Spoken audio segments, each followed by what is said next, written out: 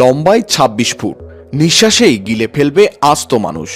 বিশাল আকারের এই সাপটির সন্ধান মিলেছে অ্যামাজনের জঙ্গলে। বলা হচ্ছে এই সাপটি এতটাই বিশাল যে এটি বড় বড় প্রাণীকে সরাসরি গিলে ফেলতে পারে।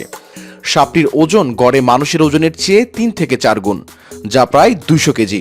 নর্দার্ন গ্রিন অ্যানাকোন্ডা নামের এই সাপটির সন্ধান মিলেছে ব্রাজিলের একটি প্রত্যন্ত অঞ্চলে পানির নিচে। এই অ্যানাকোন্ডার একটি ভিডিও ছড়িয়ে পড়েছে বিভিন্ন সামাজিক যোগাযোগ মাধ্যমে।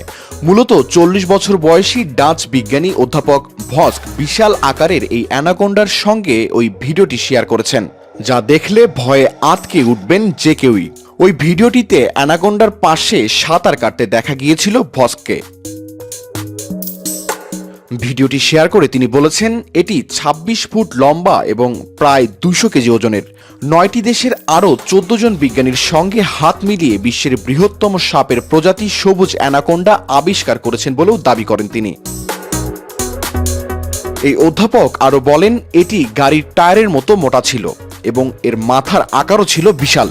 এরপর তিনি সাপটির বসবাসকারী অঞ্চলের জলবায়ু পরিবর্তনের প্রভাবও ব্যাখ্যা করে বলেছিলেন, অ্যামাজন অঞ্চলে জলবায়ুর পরিবর্তন এবং ক্রমাগত বন উজাড়ের কারণে তীব্র চাপের মধ্যে পড়েছে এসব শ্রেণীর প্রাণীরা।